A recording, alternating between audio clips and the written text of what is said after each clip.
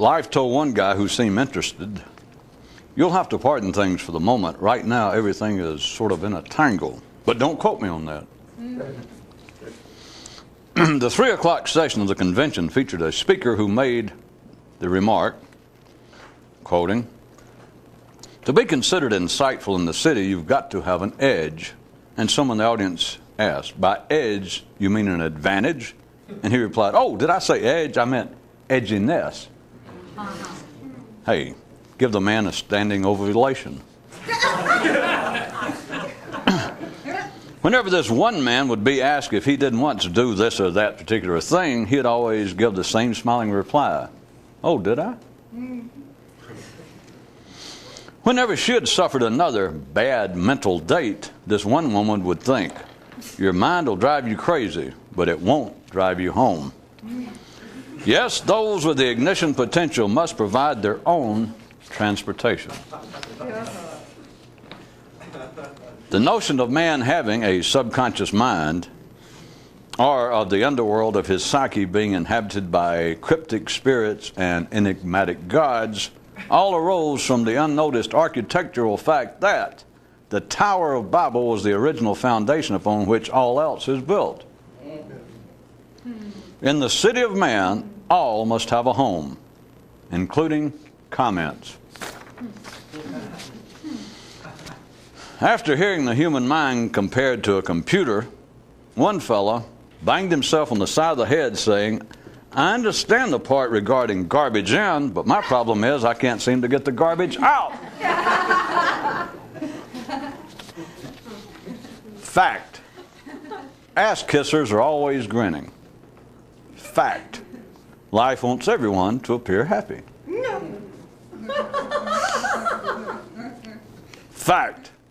Guess whose ass you've got to kiss around here to be happy? Whenever his fellow astronomers turned again to the question of locating new extraordinary life, this one chap would refuse to look in the telescope for fear of finding it reflective.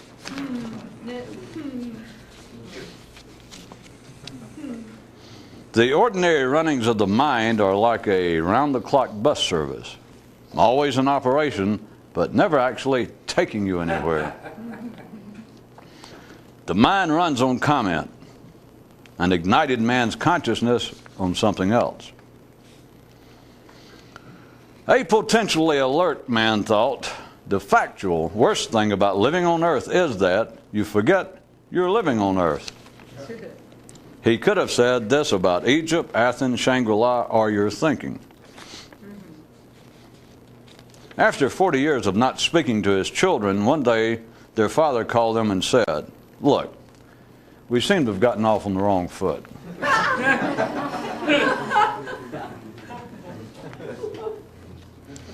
In private one day, one man thought to himself, "This effort to be more conscious and awake is like trying to swim in oatmeal, plus the fact that you're not drowning to begin with." Question, do you think that he got as much out of this as you think he did? Question, do you think you got as much out of this as you think he did? Answer, I don't know. Or either, we got off on the wrong foot.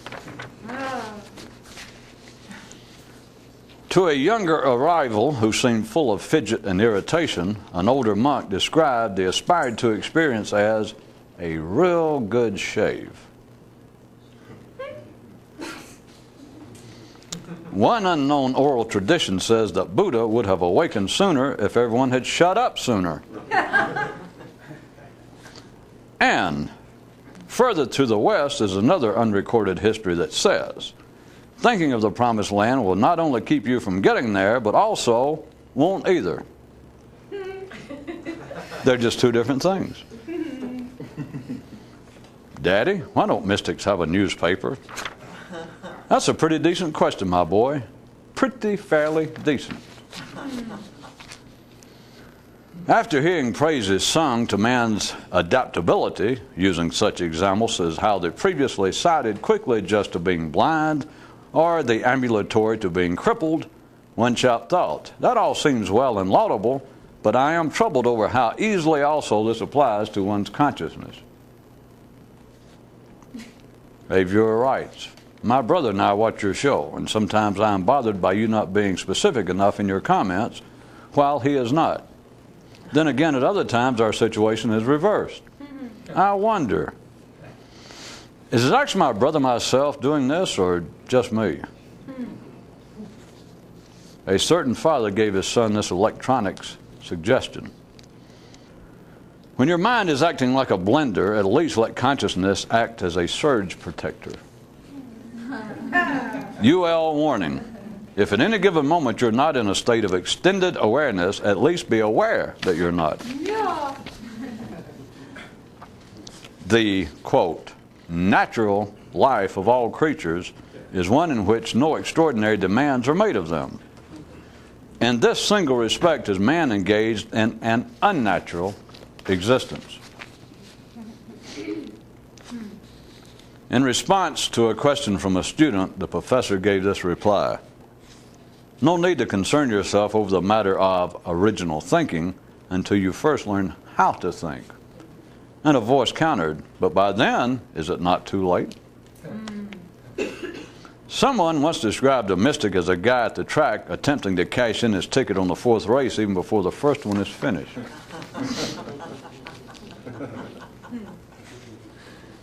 After hearing a speaker present his description of man's subconscious psyche and methods to rearrange and reform it and program it, a kid asked his father, "What say ye, old man, concerning this in toto?" And the elder replied, "'Tis bullshit. Unless one tries it and it works, then it is what he said it was."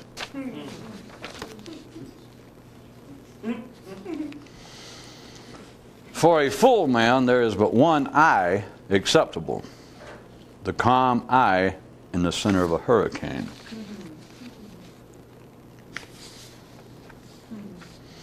One of the singularities of man's world that so befuddles ordinary minds is that nothing ever works perfectly or is totally efficient, but rather works better and becomes more efficient.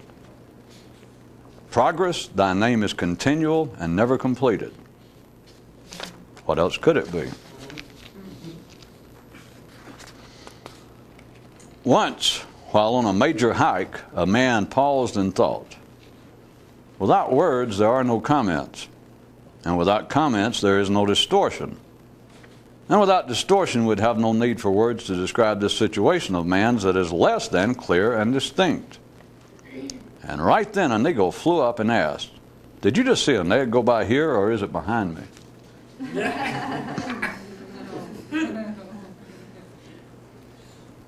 And lo, in the mid of his journey, a man reached a place wherein he stopped for a moment and said aloud, "Easy does it."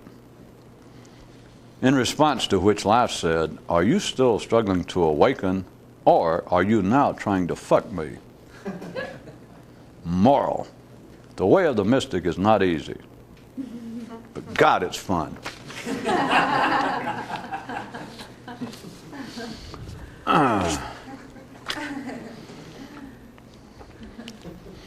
As long as men have been recorded as thinking, you have had men, even at their time, the leading reputable thinkers,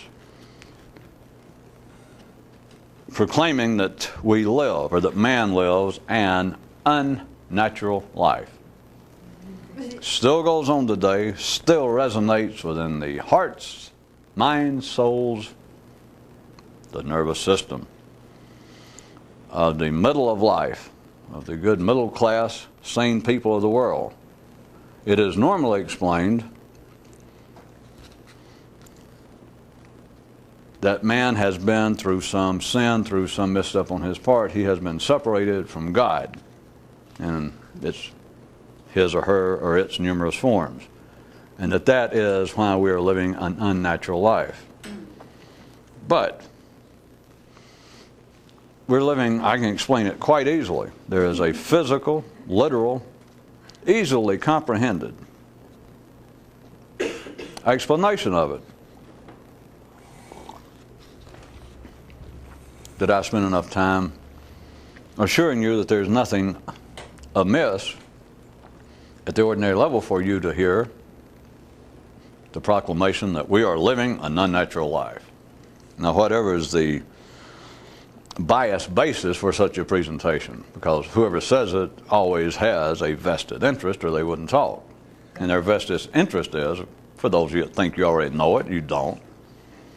You think it would be a Christian saying we should get back right with God. That's the cover. Howard Hunt or any kind of decent spy could come up with that. Now, everybody who says we live an unnatural life has a vested interest, but the real vested interest is if they don't say that, they get fired by life. In case none of you have called on. If you lose your job, you're not simply pink slipped. You're not simply out of work, you're out of breath. Literally.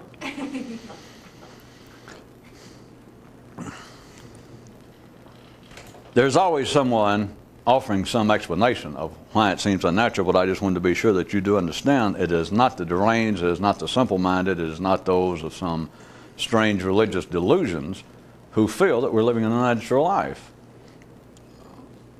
I want to be sure that you see that as a stable foundation of man's thinking. It is part of the nervous system itself. I'll get to my direct explanation in a second. But to hear, by whatever means, a description that we're living an unnatural life, which is any form of critique of the way we live, you immediately, your nervous system, all you have to do is be sane, literate, reasonably middle class, reasonably upright and stable. And your nervous system will grab hold of your little pencil neck and go, there is no denying it. All you got to hear is, well, it may take them having to build up. That was a parenthetical statement coming in here. If 10 people get up, for instance, and say we're living an unnatural life, you may only hear, that is, you may only respond to 3 or 4 of them. But, just in general, the idea that we're living an unnatural life, we're not doing as we should. People go, oh, how true, how true, how true. And after that, it's a matter if they're going to agree anymore. If when the punchline comes in from whatever partisan source it was that made the observation, like, well, it's because we're sinners. Well, it's because we're a fascist instead of communist. Or it's because we are controlled economist people instead of laissez-faire, free market economists. Whatever it is, and then you may go, well, now wait a minute, they missed it. But all you got to do is hear, we're living an unnatural life. And you go, yeah. It seems undebatable. The contrary, if someone jumped up in had the public forum after the comment was made that we're living an unnatural life, whether it come from an apparent political, economic, spiritual source, if another person jumped up public and went, wait a minute, we're living a perfectly natural life, everything's fine, everyone standing around the gentleman I just mentioned would back away. Yeah. And you don't even have to analyze it. You can say, well, he hasn't said anything insane yet. Yeah, he has. I mean, you could try to take up for him and go, well, wait a minute, you didn't hear his reasoning. You don't have to. As soon as somebody stands up and says, wait a minute, that they are countering the claim that we're living an unnatural life, and somebody snaps and says, oh, no, we're living a perfectly natural life. Nobody's going to sit close to him. Why? So I just want you to understand, it is natural. Yeah. It is an attribute of being sane, middle class, upright, dependable, bill paying, tax paying, decent, man, woman, child, to feel a positive response that we're living an unnatural life here. Well, why? It's quite easy. We are living an unnatural life as per the intellect's view of it. If you are, by any definition that I just used, sane, reasonable, then you are not living an unhealthy life physically. From the level of consciousness, my little diagram, from here down at the survival, at the simple physical level, if we, for the sake of our discussion, divide up man arbitrarily into such an impossible binary organism of the mind and body. If you are ordinary, if you are sane, then you are living a natural life from here down. Everyone knows that. If you're doing anything, excessive drugs, alcohol, or whatever, if you're bleeding yourself, if you believe that the cure for migraines that you are, since you couldn't finish barber school, if you still believe that bleeding will help, that you're now down to however much you would weigh if you're 4 or 5 quarts low constantly, well, that's unnatural. It is the mind and the mind only that reacts to the proposition that we're living an unnatural life. The body will not, you cannot do anything with the body directly. If it helps, just right quick, you do know, I've pulled this kind of thing out before, you cannot make an animal feel ashamed. You can frighten an animal, and I guess there are people around dumb enough that, I guess people probably sometimes say, well, look at that dog, he looks embarrassed. He's not embarrassed, he's frightened of something. You cannot get an animal, even if we're playing both games now, if they in some way could hear human language, and you told an animal, you went to a hippo, a possum, a squirrel, and you went, I've been watching you, and you're not living a natural life for whatever animal it is. If they could momentarily hear anything, probably the best they would do is bite you. They'd probably run too. They'd think, geez, I thought humans were crazy. Because an animal, and now you can look at yourself from the level of consciousness down, that which we hold in common with our fellow family members, although some of you won't include them in the family reunion or your family photo book with the hippos and the squirrels and the warthogs. It's not possible for them to live an unnatural life. It is not possible for a reasonably sane human to live an unnatural life from here down. That everyone knows contrary, that if you're doing something that's physically damaging, it is unnatural. It's beyond debate. So it is one thing and one thing only that responds to the notion that we're leading an unnatural life, and it's this. This and this alone can hear it and go, yes. Without any doubt, yes. I'm not sure where you're going with this, but yes, we're not living a natural life, something. And they keep changing the explanation. And you know, as the modern ones as well as I do, and that's into ecology. It's sort of the Lucifer, the snake of today's garden. But it's always something. That we're living an unnatural life. Yes, I know it. The chemicals in our food, yes, yes, yes, yes. Chemicals in our clothes, yes, yes, yes. Why does man respond to that? Because you know by now that, or you should, that the examples, the reasons they put forth that we're living an unnatural life, for instance, because there are too many people on the planet, because we have internal combustion engines polluting the air. That's not it. That's not why the mind says that. Because the mind was still saying the same thing when Plato says we're living an unnatural life. In all of his stories, Confucius pointing out, even at the same time, we're living an unnatural life here, and he seems to describe it historically, it's said, in some sort of political milieu.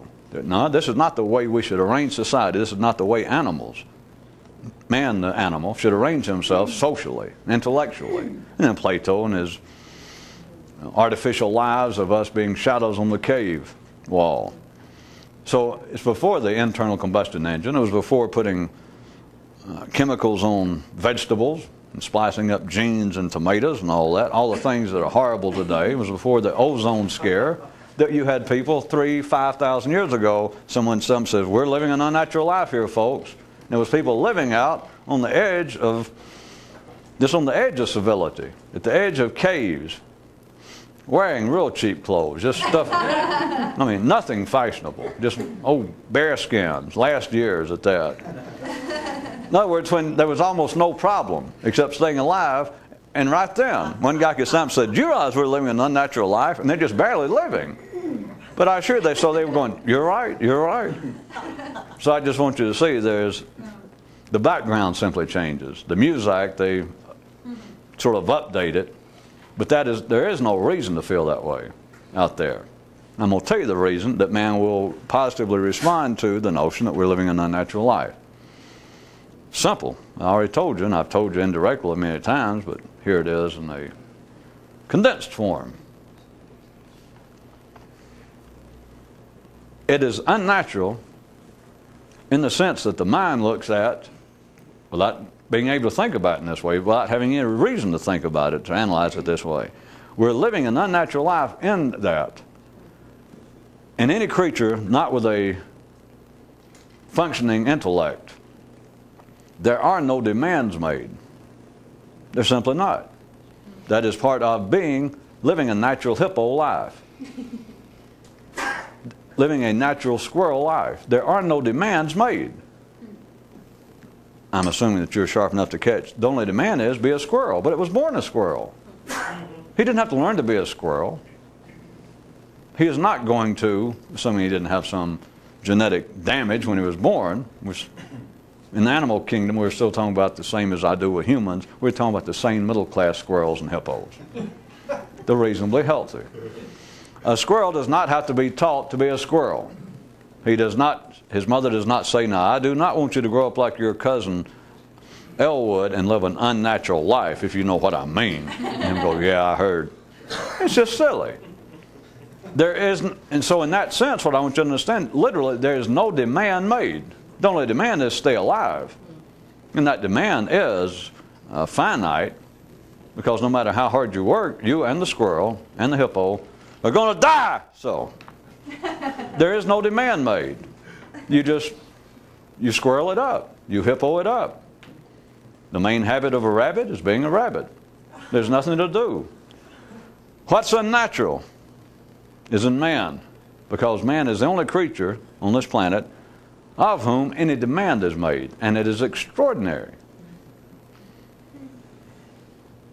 The only demand made of any creature on this planet is man, and the only place it's made of him is intellectually. Is at the far end of the nervous system, a grand, forever incomplete piece of work, piece of art, never finished. Look how demanding that is. Back to the physical level, to divide it up, again, this arbitrary verbal manner, which will not do anyone any damage. There are no demands made of you physically. If you are sane, you eat. Nobody has to make you eat. If the race is going to continue and you're, well, even individual, if you're sane, you're going to be sexually interested in life. And so no one has to come around you and say, "By God, I notice you haven't had intercourse according to our reports, and my God, 2 weeks or 4 months. Or nobody has to come along and go, "How long have you been up? Won't you get some sleep?" It's just silly. There are no demands made. In that sense, you can stumble through life, as you must know. If you've got to see it any further extreme, the idea of a ordinary, sane, reasonable person suffers some extraordinary accident, brain damage, they lay there and they're comatose, they're in that vegetated state here, and they live for another 40 years. They lay there in bed. Somebody has to feed them, I understand all that, but physically, in a sense, they are still alive. It just happens. And those of you who get real good, you don't have to be in a kind of state to render you technically unconscious. You can stumble through life. You might as well be comatose. At least the person that had the accident can, if they could wake up and go, "Well, hey, I got this tumor here, so why I'm like this. Why are you like that?" And you're staying there all dressed up. You're an important person, a city councilman, an attorney, an accountant. And if you could hear him, you'd think, "You're right. You got an excuse. No. You got this huge tumor. You got a part of your brainstem cut. That's your excuse. I'm out every day going to work, saving souls, spending people's money. And you're right. I'm about as conscious as you are. No. Thanks a lot for pointing it out." No. That's what our fellow comatose friends are for. It is a feeling of unnaturalness. It is we're using obviously an English word, and there's the same kind of word in every language on this planet, that points out to the people of that locale, those who utilize that particular language, there is a way in which they are told you're not living a natural life. What you're doing is unnatural. And without exception, on this planet, throughout history, there is no time that's excluded from this. There is no area of this world. Is all of the same people, those that are the heartbeat of life itself, vis-a-vis man, they all go, yeah. Regardless of whether they make any additional effort or whether they worry about it to any great extent, all that's irrelevant. They simply respond to it, yes. They cannot deny it. They continue to live. It does not break their back. It does not break their spirit. They do not fall into a terminal funk. The unnaturalness, the reason that life feels unnatural, and it feels absolutely, you could get most people, if I must push the point any further, you could get, if there's one idea on this planet you could get most people to agree to. Well, of course, I can think of several more, but I'll let that go. They were irrelevant and not really fit to go out over the airways. But if there's one idea that you could get all humans to agree upon, it is that we live an unnatural life. Don't say anymore. Don't drag it into a specific comparison or relationship to some sense of morality or religion or political system. If you just say, do you realize, do you agree, do you people here agree, get all the sane people on the planet, do you agree that we are living an unnatural life right this second? Each and every one of us, everybody goes, you don't have to say anymore. You don't have to go, well, what do you say that for? They just go, yeah. That is the one thing upon which all sane, by anybody's definition, routine intellects on this planet would agree to, that yes, we are. They then, if the discussion goes any further, it is in one direction and one direction only, and that is regarding behavior. Because if you did then begin to question them individually, that we had the entire population of the sane people, the middle class people of this planet at any given time, and I said, do you agree that we are living, each and every one of us, forget the fringe element, forget the outlaws and the deranged, that all of us decent people who should be doing better, that we are all living unnatural lives, and they all go, yeah, each and every one. And if we then started individually and say, well, exactly how? What do you think is the problem? In what way are we living a natural life? And withal, how could we rectify the situation? They will speak about one thing and one thing only. It wouldn't even be noticed that there was any particular importance to it. They would begin to speak of behavior. They would begin to speak about things that we eat too many unhealthy foods. We, to too great a degree, pollute the environment. That we are not charitable enough. That we abuse our children too much. That we abuse our spouses too much. It would go on and on and on in wars and all that, but it's all behavior. Think about it a second. And even if you point that out to them, if you said, if we question a fair segment of the world's population after they agreed that yes, we live in a natural life, and then I got them to responding to, well, exactly how do you see it? In what way, and how could we? And they all spoke about behavior, and we let it go for a while. And then we interrupted and said, all right, did the rest of you notice everyone speaks of behavior? I suggest to you that the rest of the planet, everybody would go, I mean, the sense makes sense. If I said, do you realize everybody's just speaking of behavior?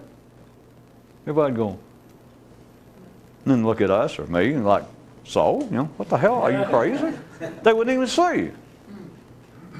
They wouldn't even consider that there's anything amiss. Now back, one more time let me point out, again, if we're talking to the middle class, sane people of the planet, they are not behaviorally living unnatural lives, because that would, by its own definition, take them out of that category. They would be living at the fringes. They would be engaged in some form of suicide, self-destructive behavior, as they might like to put it. And so they are not doing that. And yet they would stand there and say it in all sincerity. And even if we stopped them, do people hear that all you're doing is talking about behavior? And they went through that, yeah, well, what? And then if I say, well, how can you consider that we call for the sane people, the stable people who find life to be more or less acceptable, and you people showed up. And we ask, are you people, do you consider yourself fairly sane and reasonable and middle class? And you all went, yeah.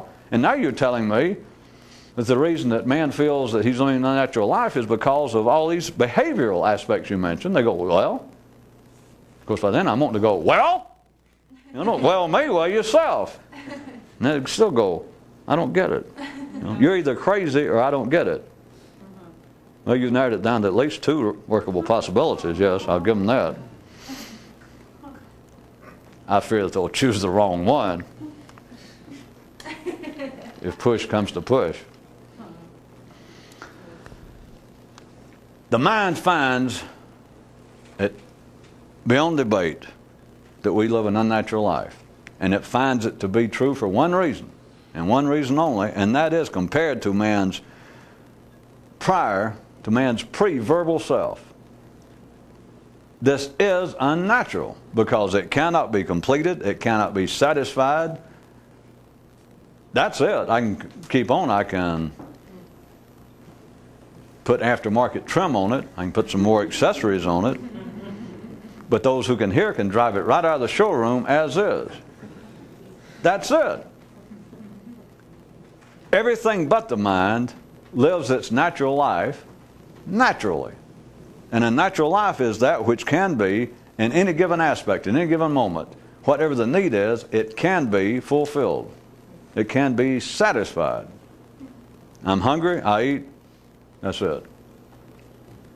And if that does not work, we all know by now, that is, ordinary people, that anything other than that is an illness. That you have an eating disorder, as it would be called nowadays. Something is wrong. You mean you eat and you don't get satisfied, or you eat and as soon as you eat you think, oh my God, I ate too much. I ate 3 grains of rice, I gotta go throw up. And we got names for that nowadays. That something is wrong. Or if you have sexual intercourse and you get through and you go, well, no, I'm not satisfied because she didn't bring her Lawrence Welk mask and accordion.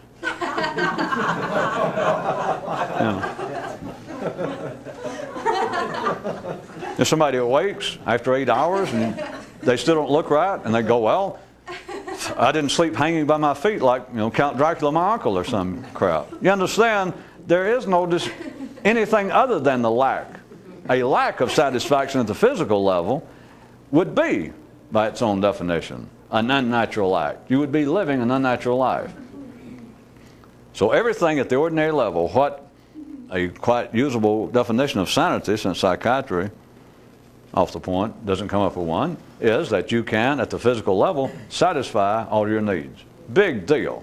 Of course, nowadays it is considered to be a big deal to be sane. Which I could also suggest is why people love pets. Because at least you turn around and you think, well, the dog's sane. All this is assuming, of course, that's the problem with domesticated animals, is that you can, it's almost as though humans can get their finger down their nervous system a little bit, but I'll let that slide. Assuming the dog had more wherewithal, more fortitude than you, and could withstand your insanity, at least I was suggesting that people can look down at their animals and feel good, like, well, at least that son of a bitch is sane. He's hungry, he eats. He's thirsty, he drinks. He has to take a dump, he does it. He sees something that looks like it might be screwable, he tries to, lay it. Humans, well, I was going to say that was a working definition. It may sound crude, and of course I was making it crude, but that is an absolute definition of sanity. Or on the other hand, anything that deviates from satisfying the need immediately to keep you alive, which normally just we're covering the actual thermostat of your body, food, sometimes sleep, and in general sex. If you cannot satisfy that by that very definition, you're not sane, you're not normal. You would be living an unnatural life. And it's normal, and it is always, if it becomes visible to others, it is adjudicated. It is determined to be unnatural, perverted in some way, neurotic. So the mind is in the position of having arisen, having grown out of organically the physical life of man, which by its, again, definition, if you're ordinary, was natural. That your life, the life of man physically, is the epitome, it is the poster boy of naturalness. The physical existence of any creature on this planet is the epitome, the exemplification of naturalness. That's it. Naive, unpretentious, as it should be. The mind has nothing resembling that. Yeah. That was pretty strong, wasn't it? Would you like to take it back? No. Doesn't matter. Guess you're right. The mind cannot approach that same level. Men are left with what generally sounds as to be additional attacks upon the unnaturalness, the unsavoriness, the impropriety of his life. That is, men are left with pursuing the general hobbies. Now, we're not talking about the physical life right now. We're going to jump and just arbitrarily, artificial as it were, jump to this area that is, if not the exclusive area, which nothing is, but if not the exclusive area of the mind, were it not for the mind, these areas would not exist. Did you follow that sentence? I tried. All of human activity, all the arts, all culture, civilization itself. Men are left at the intellectual level to pursue activities there, fame and fortune. How about that? And look how readily a target they have been made and continue to be made. The same sorts of ordinary, sane people that would immediately, not alone, when you say, we're living an unnatural life, and everybody goes, yeah. You don't have to carry it any further. Don't push it. They go, yeah, they feel it. They can't deny it. In the same way, you can also jump up and begin to harangue about the kind of activities that people. Can you believe, not only we live an unnatural life, look around you. Look around your fellow man. Most of us are spending, my God, 3/4 of our waking hours pursuing money. Can you believe that? We have families. There are people starving on this planet. We have flaws in our judicial system and our political structures, and people out there doing nothing but money, money, money, money, money.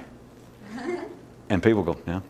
I mean, even people that just stop by between the 3 of their jobs, they'll still go, yeah, yeah, yeah. Or even the guy doing it, you find out that he's a millionaire. That's very common. Type guys that have made fortunes are now suddenly out denouncing wealth.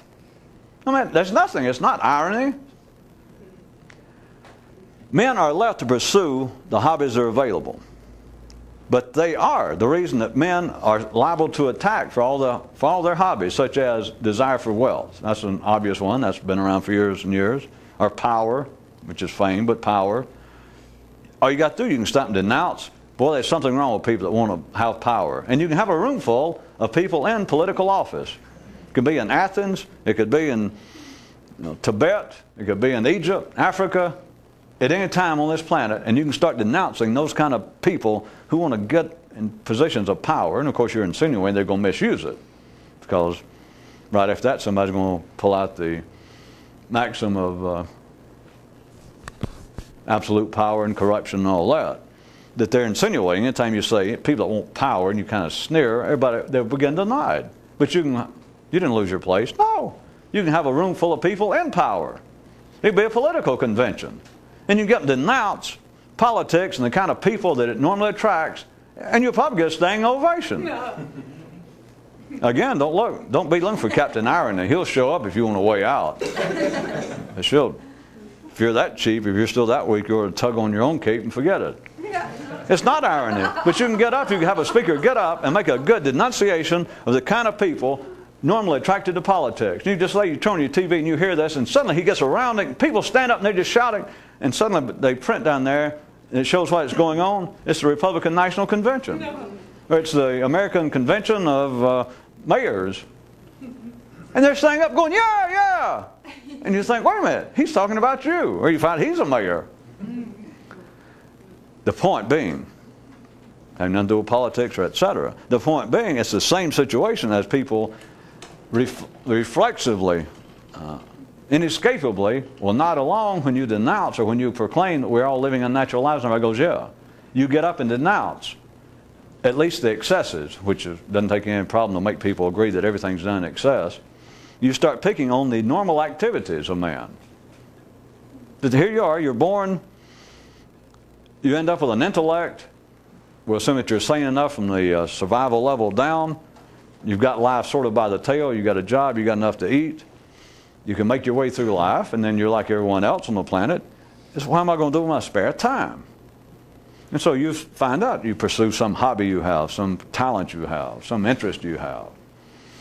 It is not satisfying. That is why everyone will accept. That's why the National Convention of American Mayors will get up and cheer a denunciation of those that normally attracted to politics. Yes! Why? It's not, again, I point, it's not sarcasm I'm using, it's not irony on their part of the situation. It is that they know, hey, this is not satisfying. Whatever it is bothering me, whatever it is I'm trying to scratch, this ain't getting it. Everybody knows it. Everybody knows you can pull out stories or make up news items or actually report news items. Yet again, one of the richest men in the world died last night, and his final words, somebody said, well, you spent all your life making these fortunes. Are you happy? And he went, yeah. And did it make you happy? No. And died. And you assume, well, he had to tell the truth, his final words. And people, they write that down like, boy, what a great thing, what a great confession. We'll learn from this. Where they've been for the last 8,000 years. Every time a rich man dies, somebody says, well, was it worth it? And he goes, yeah.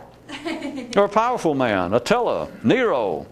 They're dying. They say, well, was it worth it? You slew all your enemies. You're credited with having massacred 10 million people. Did it make you happy? He went, are you kidding? None of it does. Big deal. That's news. Why? Why? It's because the mind cannot be satisfied. Also in line with what I just pointed out, that that everyone understands and will accept the fact that the normal activities in which men, that ordinary men, the kind of activities they pursue does not bring them satisfaction. And I'm not here to point that out, because that has been pointed out very shortly after the first guy said something to the first woman. After the first guy tried to get a first loan from the first banker. Right after that, people realized, none of this is making me happy. So that's not news. It's only news to the simple-minded, which they come along in big old busloads every generation.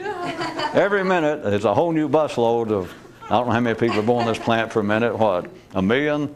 You got 1 million new immigrants. Don't ask me where they're coming from. I don't think of real ignorant people.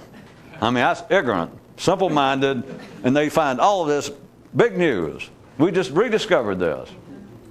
Right on, right on. Be sure and save your tickets. And be sure and ask for a transfer.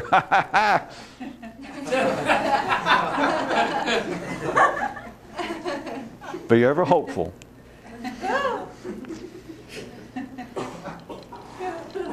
I was going to say that sort of the sister-in-law of people not being satisfied and knowing it, and always being interested to hear that a powerful man dies, a rich man dies, a famous person dies, and they say, well, did your art make you all that happy? You're the most famous painter, the most famous composer, the richest man. But tell me the truth. Here it is, you're dying. Was it worth it? Did you feel like your life was well spent?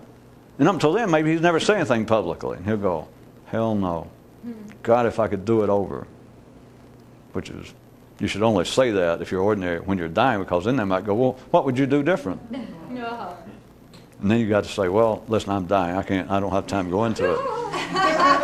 Because if you're still in the prime of life and somebody says, is your life thus far and all your great achievements been worth it? And you go, no. And they go, well, if you had to do over, would you do the same? And you go, no. And you go, well, how would you do it different? And you're 30 and you got 30 more years and you realize, uh-oh, I got time to answer this question. You don't want to do that. Just a little free tip. Don't ever do that. Don't fall for that.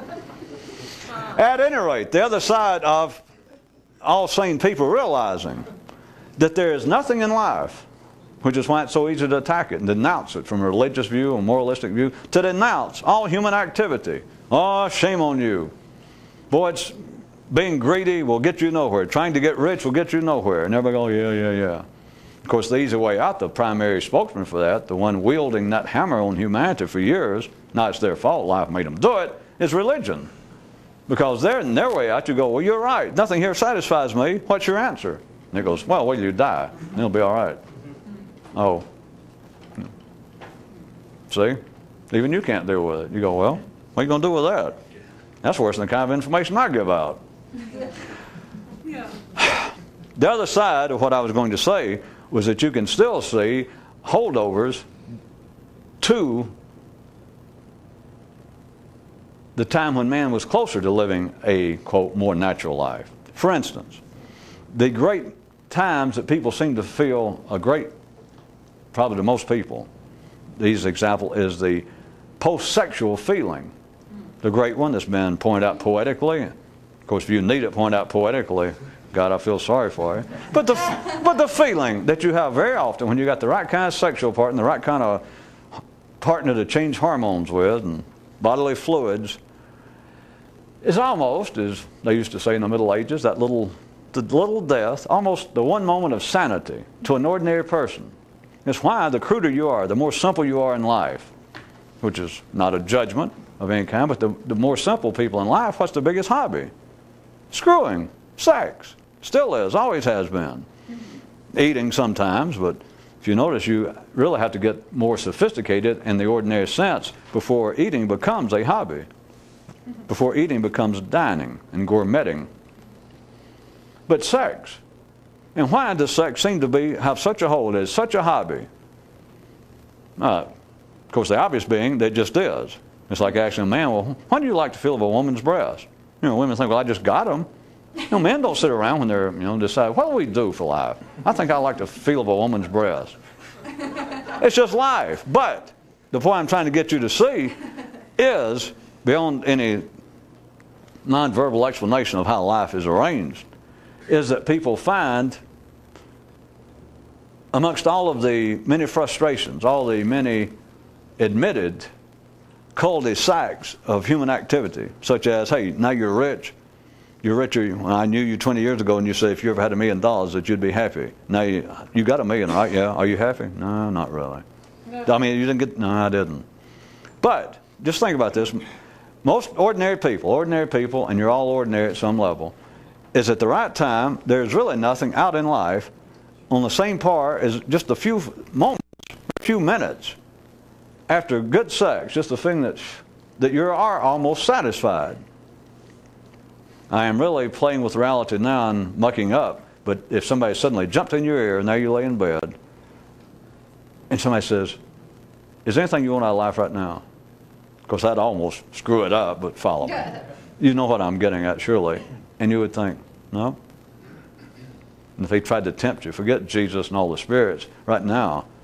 They go, are you sure right now? Wouldn't you have swapped this second right now for, $500? And I don't want to see any of you look off like you're thinking, or else I'm ashamed to know you. It is without price. It is, but here's what I'm getting at. Here's the point now. Why is that so close? Why is that? That is the closest that ordinary people actually get to any satisfaction in life. I could go a little bit further and say a real good meal. And we all know that. Just the right kind of thing when the appetite's just right and the food's just right. A good night's sleep after you've had the right kind of exercise, the right kind of physical exertion, whatever it is. It's just hit or miss. But sometimes you get up or you lay there in bed and you awaken in the morning, you think, God, what is more fun than I'm not getting up? You stretch and the sheets are cool and everything just right, and you think, this is being alive. This is it. No money, no fame, just you laying there in bed alone. But still sex. You understand what I'm getting at? All of this is the closest that ordinary men normally get to any sense of fulfillment. Except now it is not sufficient, because we are not simply physical creatures anymore. There are now demands made. Demands. Sex is not a demand. Eating is not a demand. Remember where I started this. You've got to see that. For people to believe, well, it's an effort to eat, or it's just an effort to be alive. For an ordinary person, that's part of the delusion. That's part of the hypnosis. That's part of the dazed condition to keep people in line. For you to think, well, it takes effort to be alive. Ordinary people, you can't, it's not a contest here, it's not a debate. You cannot make ordinary people see that, because ordinary people, it's not even true.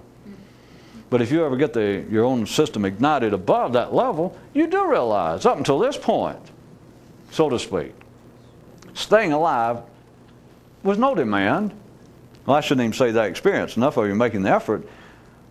It takes effort to even try and make effort. Or a kid tonight, a father in one of my news items, told a kid, he gave him a piece of advice. He said, look, he said, if you can't be more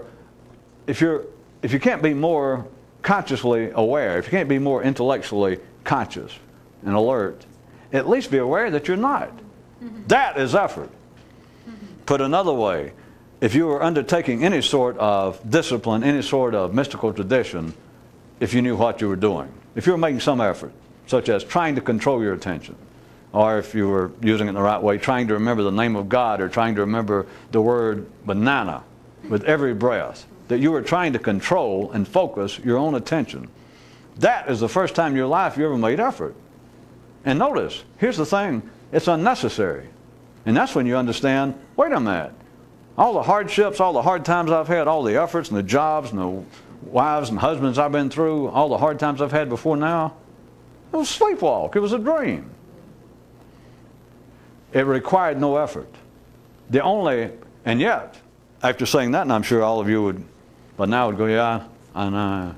But still, there is a level in the midst of all that, wherein humanity in general is subject to extraordinary demands, and that is the demands to simply be intellectually alive at the ordinary level, which is why you cannot be satisfied, which is why men will immediately and rightfully agree that we're living an unnatural life. Yep.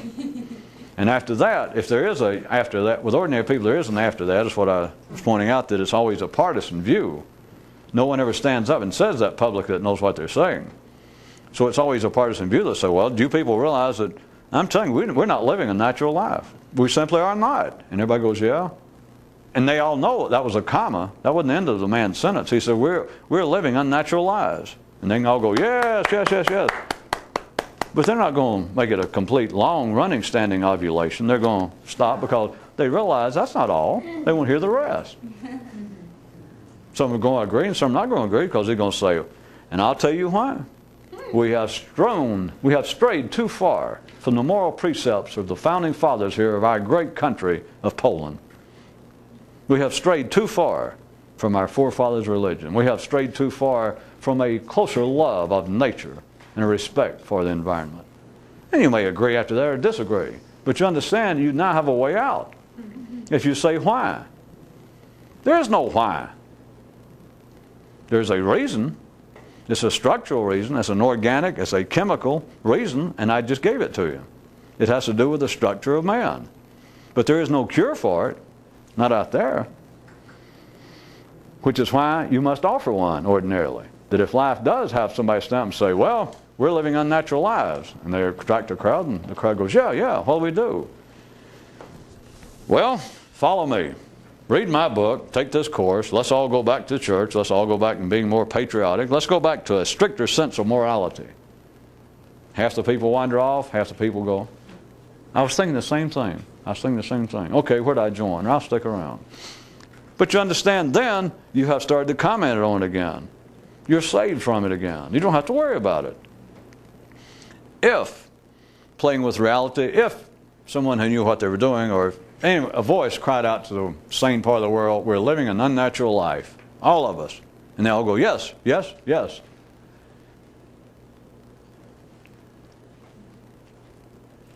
And they all wait.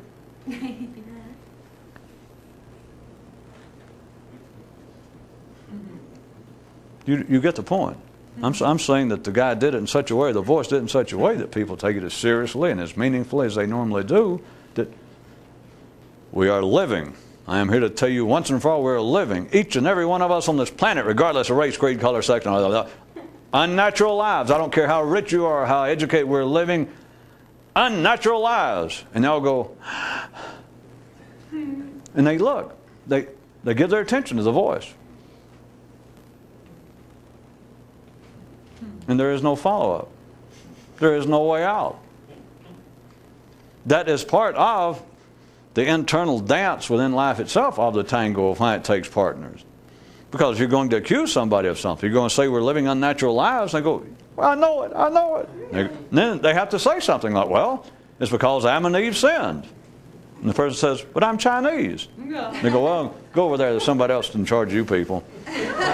We're just looking for Jews and Christians over here. There has to be an explanation. That's a way out.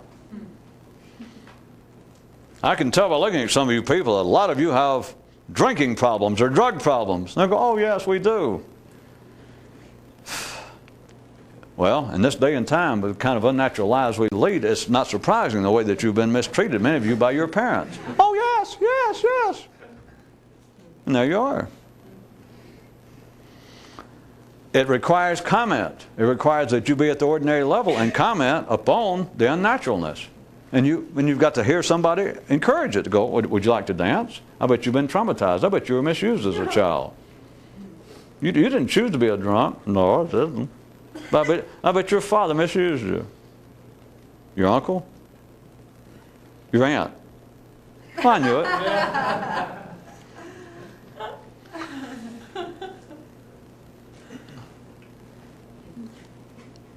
Do you realize that only someone attempting, whatever term you'd like to use, to further ignite the nervous system is the only person on the planet, a mystic, is the only person even possibly capable of finding any satisfaction in life? Mm-hmm.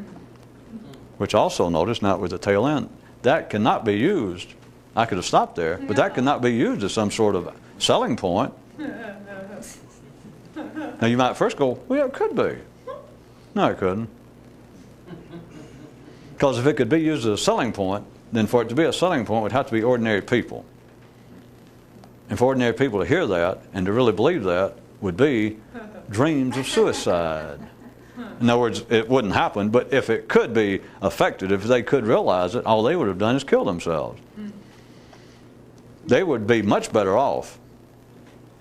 I am really bringing everyone up to their navels in this swamp of verbiage now, but they would be much better off trying to get rich, which they're going to anyway. That is, pursuing some ordinary hobby, that if you could fool with reality and find ordinary people, in some way reel them in, attract them to trying to be a mystic, trying to ignite their own nervous system. If you tried to tell them, do you realize that everybody on this planet feels like they're living an unnatural life? And they go, yeah. Everybody's dissatisfied? Yeah. Did you know that you can't be satisfied? And they're waiting to hear, join the church, join this cult, do this.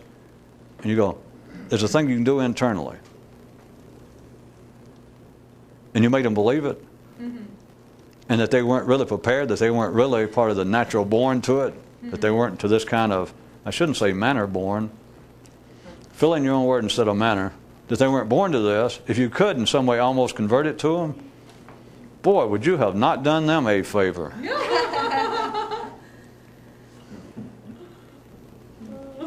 The natural life for ordinary people is to live the unnatural life as they feel it. The natural life of a mystic is something else. It's not even, see, that's why I wait until we run out of tape to even bring up the possibility of saying what that is. And since we're out of tape now, it'll save me from having to lie and make up something.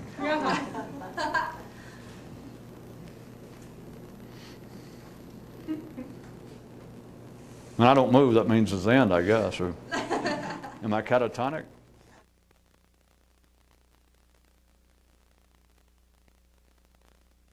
Good imitation.